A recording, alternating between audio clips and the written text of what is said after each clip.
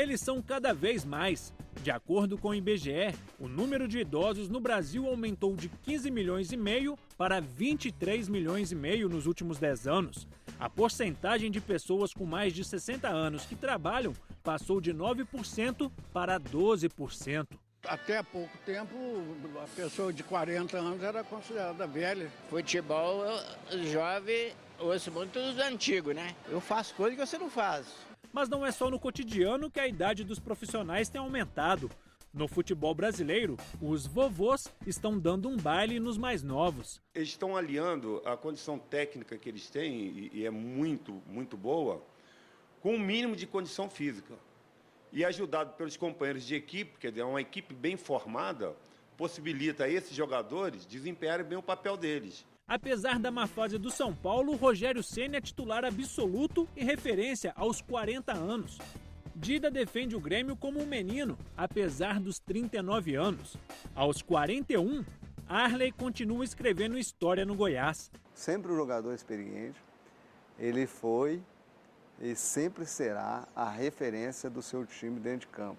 Apostando nisso, a média de idade dos craques do brasileiro aumentou. Com 32 anos, Ronaldinho é um garoto no meio dessa turma. Emerson Sheik, Lincoln e Forlan têm 34 anos. Aos 35 anos, Alex tem sido fundamental para a campanha do Coritiba. O Botafogo se divide entre antes de Seedorf, com 37 anos, e depois do meia. Paulo Baier é o vice-artilheiro do Atlético Paranaense no Brasileiro aos 38 anos. Mesma idade de Léo dos Santos e Juninho Pernambucano, que mudou a trajetória do Vasco na competição. O mais experiente na linha é Zé Roberto, 39 anos e muito futebol. São atletas experientes, mas atletas dedicados ao que estão fazendo, dedicados dentro de campo, fora de campo, dedicados à família. O tempo de raciocínio diminuiu demais, os espaços diminuíram, os times jogam fechado, marcam muito. Então, os grandes jogadores, tecnicamente, eles têm dificuldade hoje de tempo e espaço para poder serem aquilo que os outros antigamente foram, grandes jogadores do passado. O destaque dos jogadores mais velhos levanta uma questão: por onde andam os jovens craques brasileiros?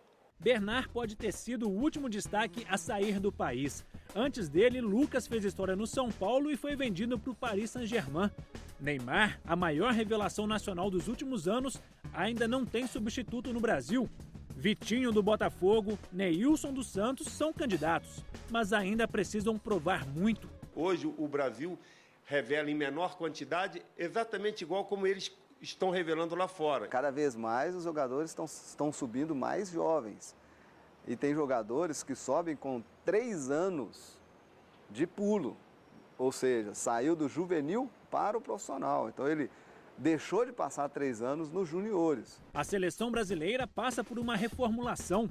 Missão complicada formar uma equipe jovem sem material para isso. Os nossos jovens estão sendo revelados lá fora, com a prática europeia, entendeu? E não com a prática brasileira. Ou seja, a seleção brasileira joga estilo da Europa. Então, cadê a seleção brasileira? Não existe. Isso é trabalho, é com muito trabalho no dia a dia, é dar aos jogadores confiança, eles têm que entender que hoje o futebol está mudado, que eles têm que jogar para o grupo, eles têm que serem também dedicados taticamente. Não pode só achar, na hora que eu quiser eu vou resolver, eu vou dar um drible, eu vou fazer o gol. Os tempos mudaram, os tempos são outros. E a partir do momento que a seleção brasileira entender isso, que os jogadores entenderem isso, que a comissão técnica eu tenho certeza que já entendeu. Agora, quem tem que entender são os jogadores dentro do campo. Aí as coisas vão se tornar melhores. Tanto a seleção quanto o futebol brasileiro receberam um recado. Se faltam jovens que façam a diferença, os mais velhos estão prontos para ajudar.